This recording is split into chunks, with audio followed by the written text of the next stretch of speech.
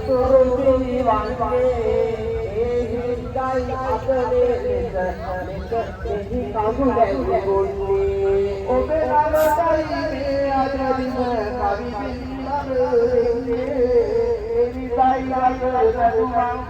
තුරුමයි වන්නේ අයියේ මාසෙකට කියාගේ මෙලෙසින් වන්නේ සමතම අර යුවගේ ලෙස නිතිවදියේ දෙන්නේ වෙසම් සංසාරියේ කරගන්නේ ඔබ කඳුළුවේ වගේ සමතා අදිසියේ අක්ෂණ ගලු